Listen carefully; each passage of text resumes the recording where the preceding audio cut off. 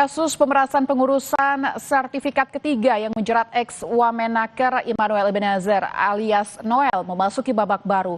Pada Selasa kemarin KPK menggeledah rumah dinas Noel dan menyita 1 unit mobil mewah serta 4 ponsel yang ditemukan di plafon rumah. KPK menggeledah rumah dinas mantan Wakil Menteri Ketenagakerjaan Immanuel Ebenezer alias Noel dalam kasus dugaan pemerasan terkait pengurusan sertifikasi K3.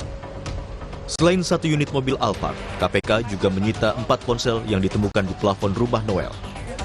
Penyidik masih mendalami apakah keempat ponsel tersebut sengaja disembunyikan. Tim mengamankan sejumlah barang bukti elektronik dan juga aset dalam bentuk kendaraan bermotor roda 4 dan hari ini juga langsung dibawa oleh penyidik ke K4.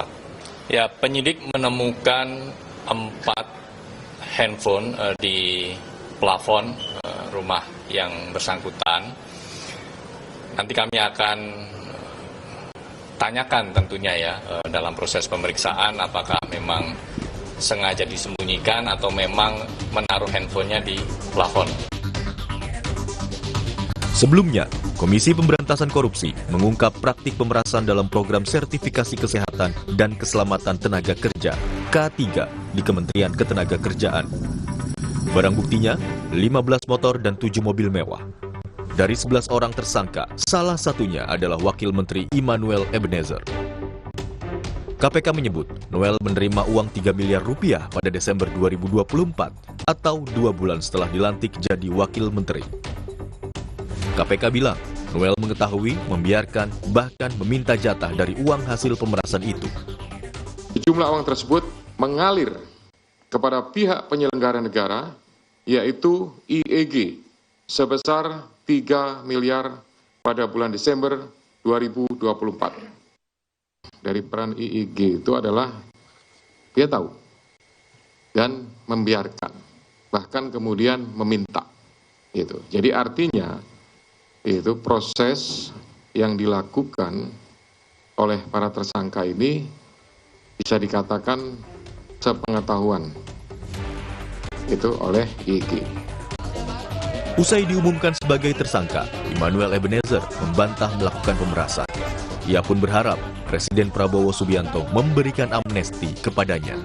Dan kasih bahwa saya tidak di OTT. Pertama itu, kedua, kasus saya bukan kasus pemerasan, agar narasi di luar tidak menjadi narasi yang kotor yang memberatkan saya. Dan semoga saya mendapatkan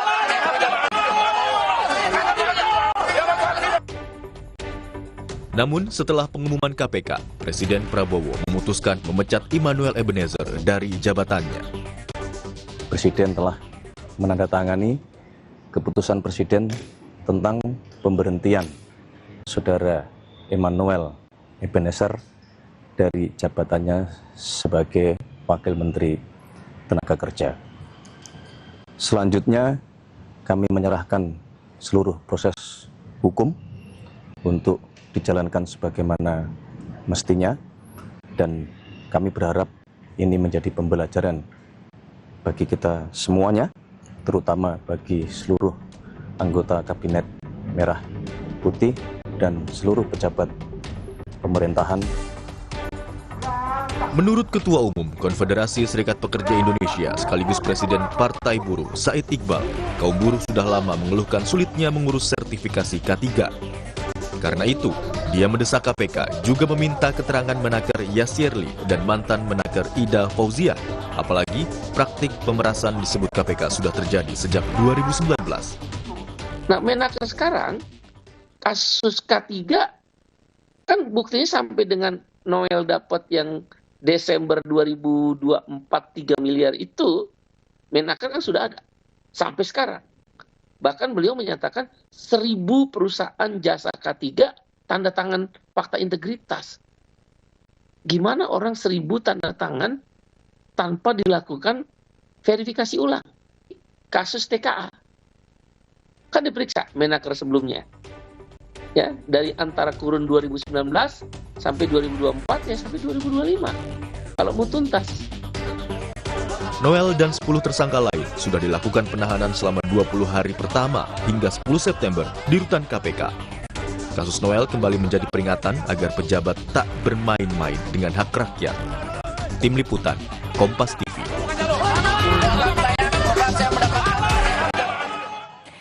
Kompas Siang masih akan segera